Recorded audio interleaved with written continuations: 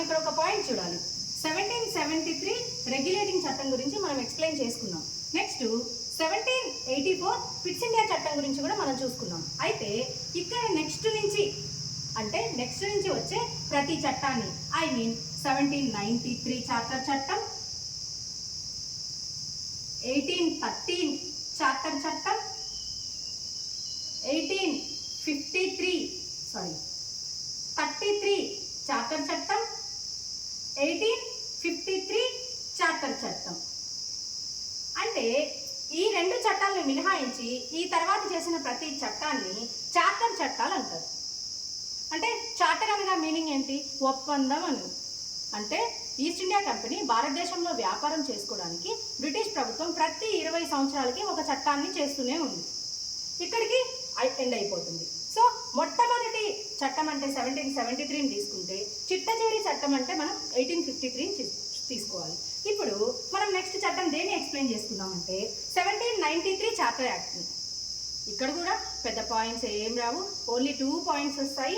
Number 1 point ఏంటంటే మున్సిపాలిటీలకి చట్టబద్ధత కల్పిస్తారు. మున్సిపాలిటీలకి చట్టబద్ధత కల్పిస్తారు. ఏంటి ఈ కాన్సెప్ట్ అని చూస్తే మనం ఆల్రెడీ ఇంట్రడక్షన్ టాపిక్లో ఒక మాట వస్తుంది. మన భారతదేశంలో మొట్టమొదటి మున్సిపాలిటీ ఏ ప్లేస్ అంటే మద్రాస్ అండి. మన భారతదేశంలో మొట్టమొదటి మున్సిపాలిటీ ఏంటంటే మద్రాస్. అంటే ఇక్కడ ఈ చట్టం ద్వారా ఏం చేశారు? 1793 చార్టర్ యాక్ట్ ద్వారా ఈ మున్సిపాలిటీలకి చట్టబద్ధత కల్పిస్తారు. నెక్స్ట్ రెండో పాయింట్ ఏంటంటే వీటో అధికారాలు వచ్చాయండి.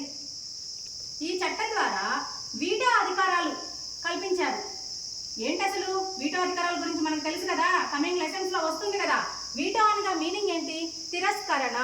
వీటో అనగా మీనింగ్ ఏంటంటే తిరస్కరణ. అంటే ఏం లేదు, ఫస్ట్ 1773 రెగ్యులేటింగ్ చట్టం ద్వారా వారెన్ హేస్టింగ్స్ వస్తాడు. వారెన్ హేస్టింగ్స్ దగ్గర ఎవరున్నారు? ఒక కార్యనిర్వాహక మండలి ఉంది. అంటే ఇక్కడ కూడా ఉంటుంది కదా ఆల్మోస్ట్. ఇక్కడ వచ్చేసరికి ఎవరు వస్తారు? గవర్నర్ జనరల్గా కారన్ వాలిస్ వస్తారు.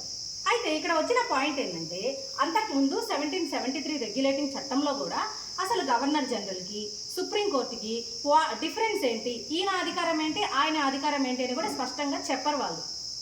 నెక్స్ట్ కార్యనిర్వాహక మండలికి ఏం చెప్తారంటే మెజారిటీ మంది ఒక విషయాన్ని ఆమోదిస్తే గవర్నర్ జనరల్తో కూడా పని లేకుండా ఆ విషయం యాక్ట్ ఓకే అయిపోతుంది, మెజారిటీ బేస్డ్. ఆ పాయింట్ అనేది కారన్ వాలిస్కి నచ్చదు. వాళ్ళు నలుగురు ఉన్నారు కదా, తర్వాత దాన్ని 3కు తగ్గిస్తారు. వాళ్ళలో మెజారిటీ మెంబర్స్ ఓకే చేస్తే నేను ఓకే చేయాలా దాన్ని, కాబట్టి నాకు ఇమీడియట్లీ నాకు నచ్చని విషయాన్ని నాకు తిరస్కరించే రైట్ కావాలి. అందుకోసం అని చెప్పి ఇక్కడ ఏం చేస్తారు? వీటో అధికారాలు అనేవి కల్పిస్తారు. ఇంతటితో 1793 చార్టర్ యాక్ట్ కూడా అయిపోయింది.